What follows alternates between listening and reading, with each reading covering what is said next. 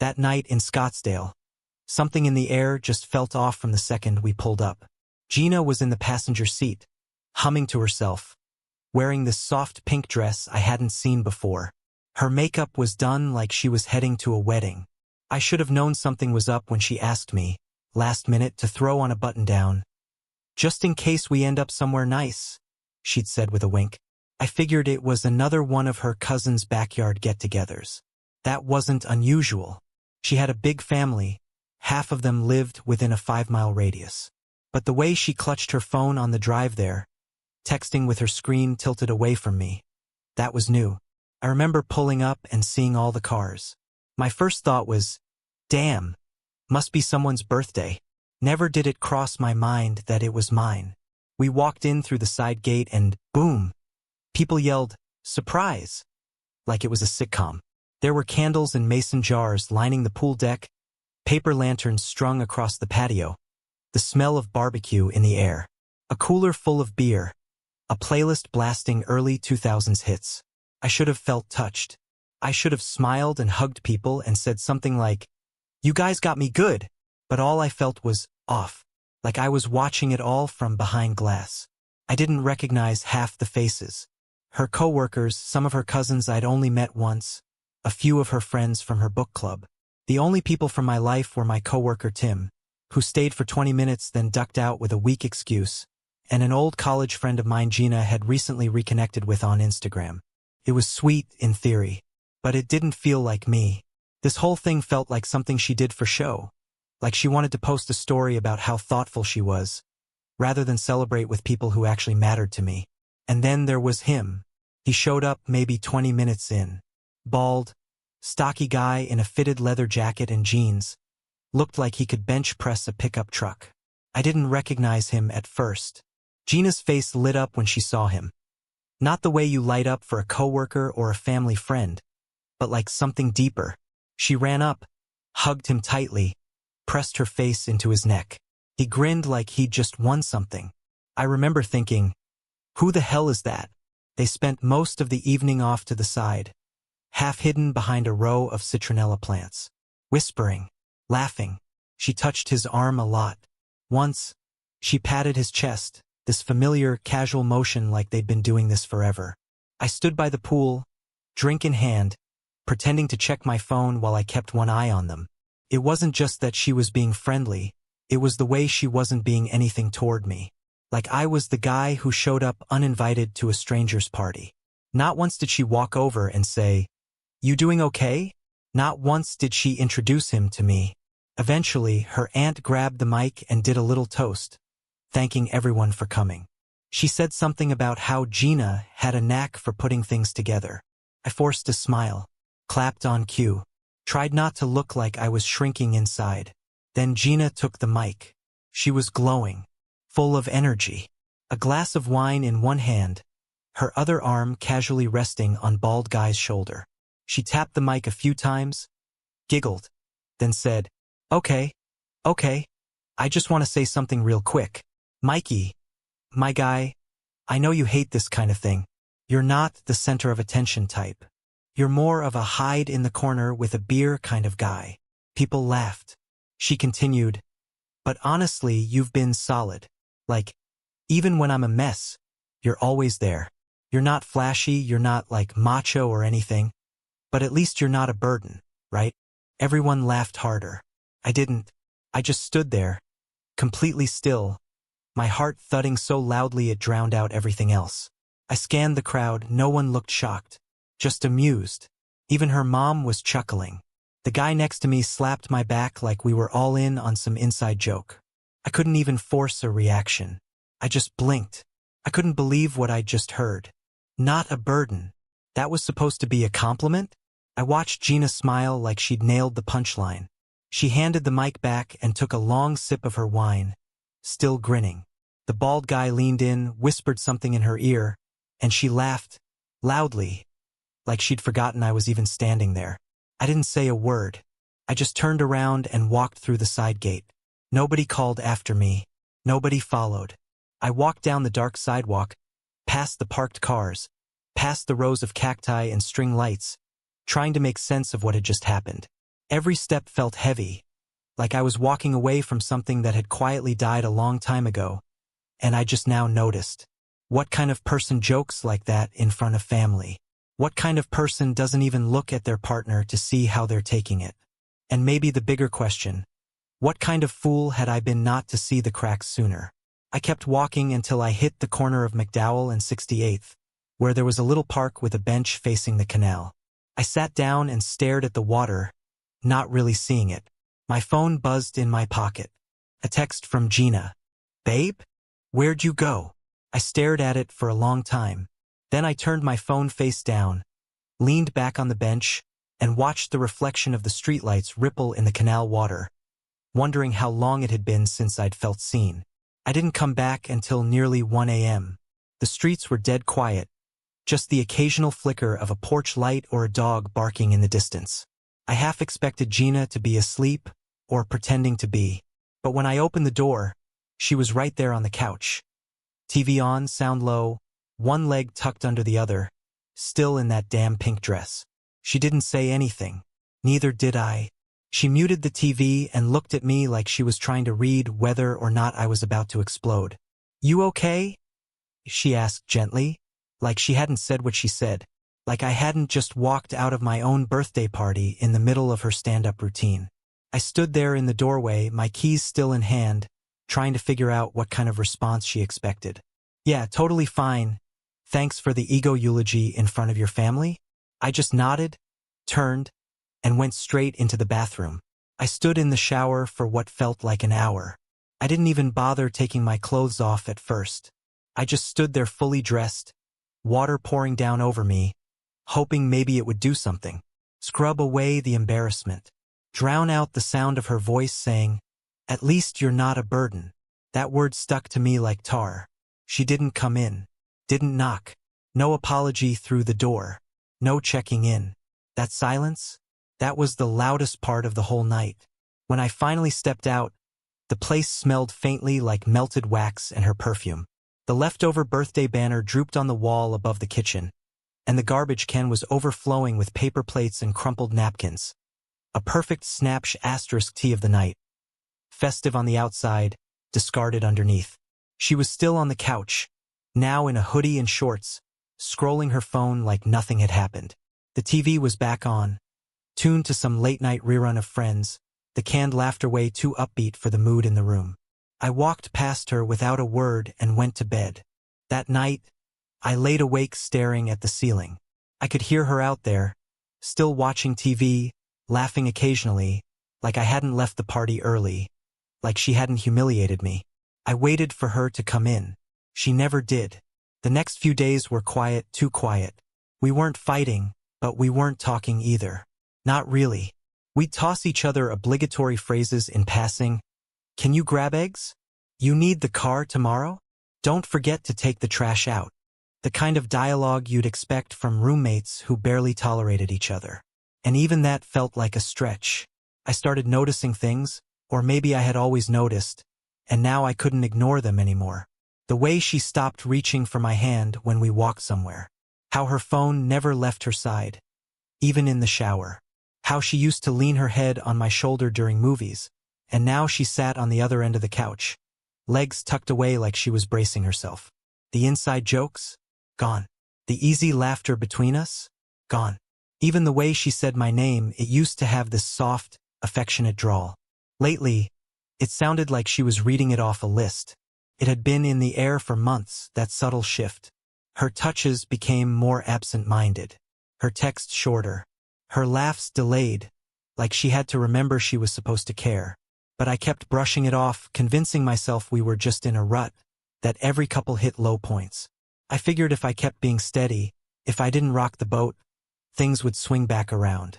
But now, it was like I was finally breathing in the air I'd been avoiding, stale and heavy with the truth. One night, maybe a week after the party, we were sitting at the table eating takeout. She was scrolling through her phone between bites of pad thai, completely checked out. I looked at her for a long time, not in a romantic way, not admiring, just observing, like I was trying to see the cracks in a vase I hadn't noticed before. She caught me staring and blinked. "What?" I shrugged. Nothing. She stared at me for a moment longer, like she wanted to say something, then went back to her phone. That was it. That was the moment I realized. She wasn't here anymore. Not really. Maybe she hadn't been for a long time. We were just two people occupying the same square footage, orbiting the same furniture, eating from the same takeout containers, but our worlds didn't touch. It was like living in a house after all the furniture's been cleared out. Same walls, same space, but it doesn't feel like home. I started pulling back slowly. Stopped asking her how her day went. Stopped waiting up for her when she said she had late meetings. I used to buy her favorite muffins from the bakery down the street every Friday, just because. I stopped doing that too. Not out of spite. Just because I didn't see the point anymore. Why bake effort into something that felt so hollow? We used to brush shoulders in the kitchen and laugh about dumb things like how she always stole fries off my plate. Now, we moved around each other like ghosts. Careful not to touch. Careful not to speak unless absolutely necessary. It wasn't a fight. It wasn't dramatic. But it was devastating in its own quiet way. Because when someone breaks your heart with distance instead of words, there's no moment you can point to, no clear scar. Just a slow fading that leaves you wondering if the love was ever really there at all. That morning, the air felt different. Heavier. I woke up early, even though I hadn't slept much. Gina was still asleep, curled up on the far edge of the bed like I was some stranger she didn't want to brush against by accident. Her back was to me, her breathing slow and even. I watched her for a while, not in a sentimental way but more like trying to study someone you used to know. I didn't recognize the curve of her shoulders anymore. I didn't recognize the silence between us. I slipped out of bed and grabbed my keys. I didn't tell her I was leaving. I didn't even make coffee, which used to be automatic. I just needed to get away, to drive. That's always been my go-to when I feel like I'm about to crack. Just me, the road, and a chance to clear my head. I didn't have a destination in mind. I rolled through the outskirts of Scottsdale, past the suburbs and dry patches of desert, through sleepy intersections and sun-baked strip malls. But no matter how far I went, the feeling in my gut didn't fade. Eventually, I stopped at a red light on the edge of town and noticed a familiar car parked outside this old Irish-style pub. Gina's car. Same dent in the back bumper. Same dream catcher dangling from the mirror. I stared at it for a second, confused. She hadn't mentioned going out. Said she had a virtual staff meeting that morning. Maybe she was grabbing food? Meeting a friend? That voice in my head. The one that always tries to explain things away. It was loud, insistent. But another voice, quieter, colder, said, "Go look." I parked across the street and sat in the car for a few minutes, my hands clamped to the wheel. I didn't want to do this. I didn't want to be that guy. The one snooping, stalking, checking up on someone who's supposed to love him. But I couldn't leave it alone. Not after everything. I crossed the street, pushed open the heavy wooden door, and stepped inside. It took a second for my eyes to adjust to the dim lighting. The place was nearly empty. A few people scattered at tables, low music humming from an old jukebox.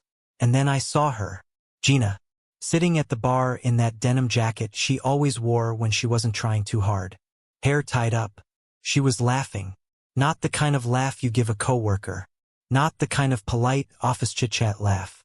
This was soft. Int asterisk mate. Familiar. And then I saw him. The bald guy from the party.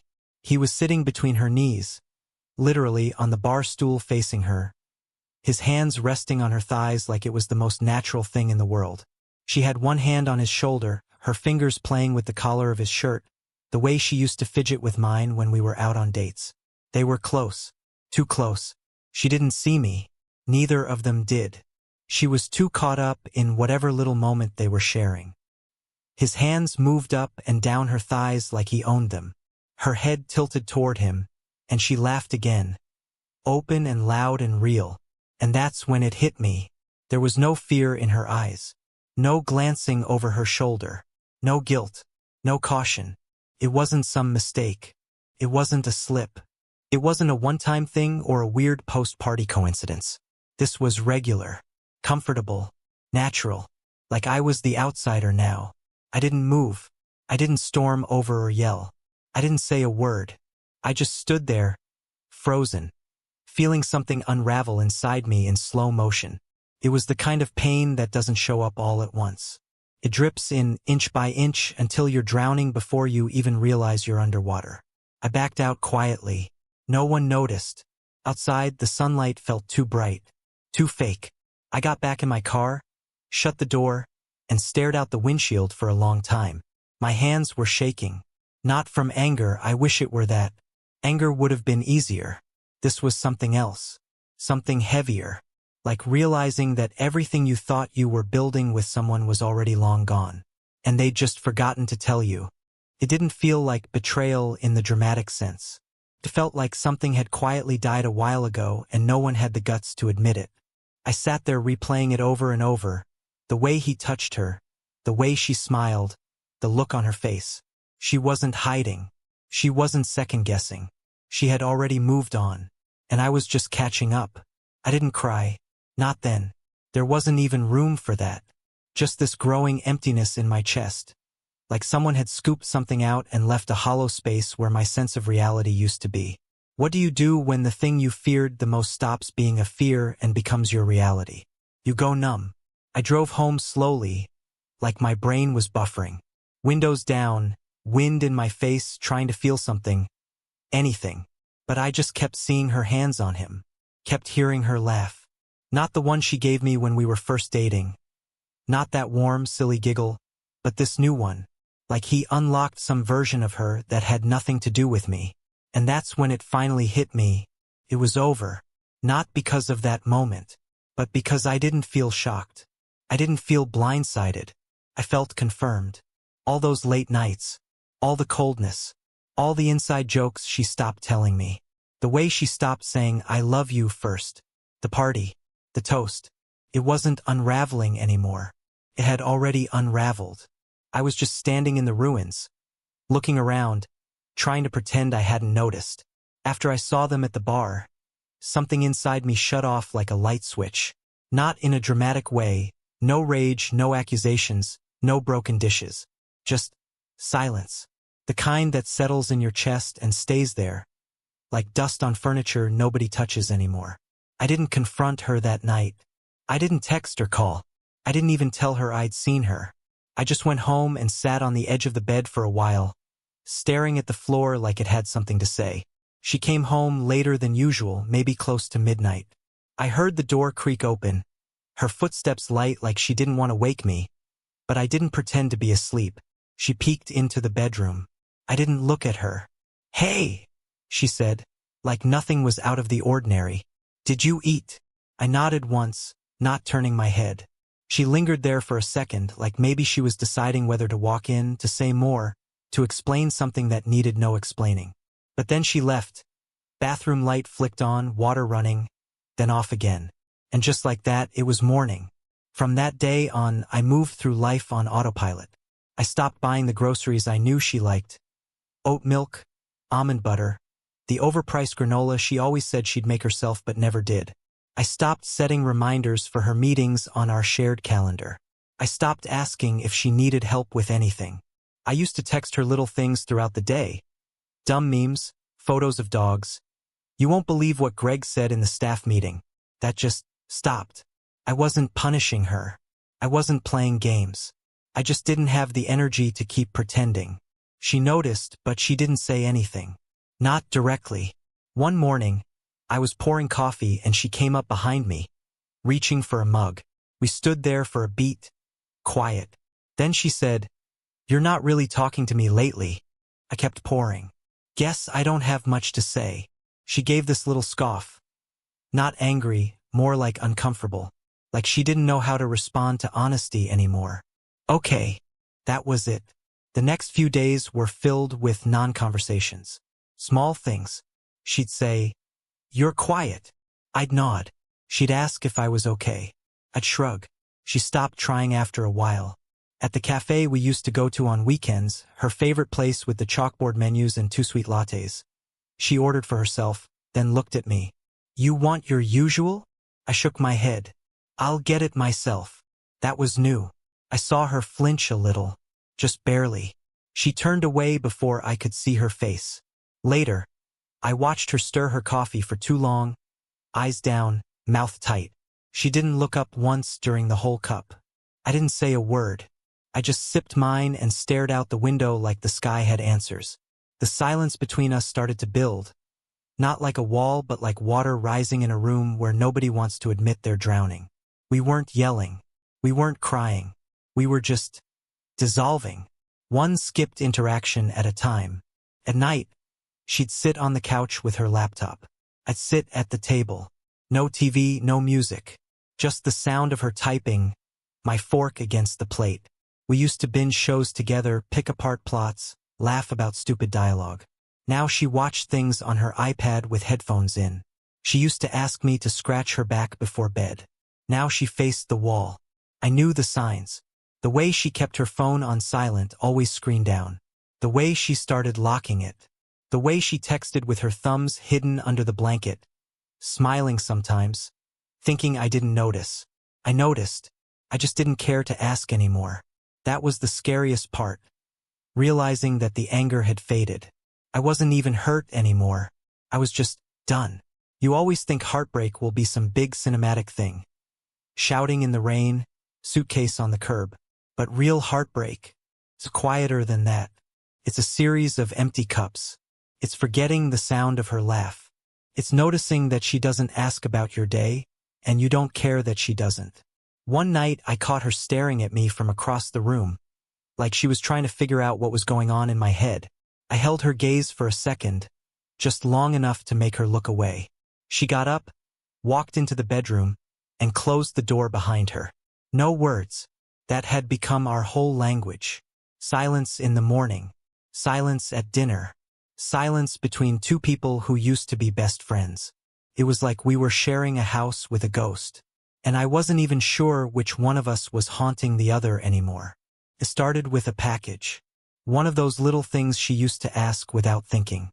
Hey babe, can you swing by the UPS store on your way home? Normally, I would have said yes before she even finished the sentence. That's just how it worked. I ran errands, she made lists. No resentment, no scoreboard. We took care of each other. But this time, she asked from the hallway while pulling on her jacket, keys already in her hand. Like she expected me to say yes without even looking up. Can you pick up that package for me? It's at the one on Bell. I didn't look at her. Can't. I'm busy. I heard her freeze. Just for a second. I wasn't yelling. I didn't snap. But the shift was loud. She stood there a beat longer, then laughed. This forced little chuckle she used when she was nervous or caught off guard. Wow. Okay. You used to care. I didn't reply. I kept scrolling my phone like she hadn't spoken. Like she was background noise. That silence? That landed. I could feel it in the way her shoes didn't move. Like she was waiting for me to crack, to walk it back, to soften. But I didn't. I just kept reading an article I wasn't actually absorbing. And eventually she walked out the door without another word. That was the first real break in her mask. Up until then, she thought she still had me. That I was quiet, sure, distant maybe, but still hers. But that morning, when I didn't flinch, when I didn't play the role she'd gotten so used to, something changed. And she felt it. Over the next few days, it was like watching someone realize they were slowly losing control of the wheel. She started overcompensating. She called me during the day just checking in, which she hadn't done in months. She'd ask if I wanted anything from the store, if I needed dinner, if I was doing okay. Her voice got sweeter, her tone more careful. But I'd already stopped needing her attention, stopped craving her warmth. She couldn't read me anymore, and it unsettled her. One night, I came home from work and found the living room completely cleaned. Vacuum lines on the carpet, candles lit, our old playlist humming low through the speakers. She was standing in the kitchen making that pasta she used to cook back when things were good. The one with the red pepper flakes and garlic we both liked too spicy. She turned when she heard the door. Hey you, she said softly, like we were in a rom-com reunion scene. I made your favorite. I looked at the counter. 2 plates, wine poured, cloth napkins. I couldn't even remember the last time she set the table like that.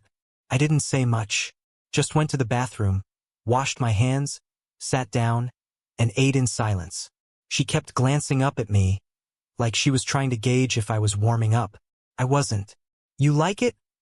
She asked after a few minutes, trying to sound casual. I nodded. It's fine. She swallowed, forced a smile. It's our old recipe. Remember? That night in Sedona.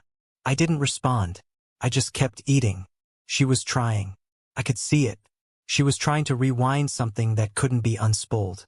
She started talking more after that, bringing up old stories, making plans for the weekend that I knew she didn't actually want to do. Little road trips, hiking trails she'd once mocked me for dragging her to. It was like she suddenly remembered who she used to be with me, and she was trying to wear that version of herself like a costume. But the timing was off. The smile didn't land. The warmth wasn't real. And I couldn't unsee what I'd seen. She felt it too. That week, I watched her crack in slow motion. She got more anxious. Her phone usage shifted. Fewer giggles, more typing, more lock screens. One night, I caught her staring at me from across the couch, just staring like she was waiting for a version of me to return. One who would lean over, pull her in, ask her what was wrong. But that guy had left the building.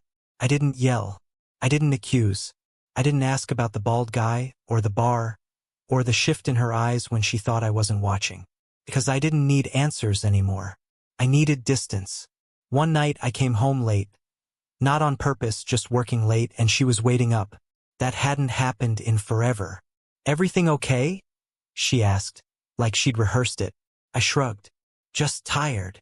She stood there in the hallway in one of her old pajama sets, the one she used to dance around in while making pancakes at 10 p.m.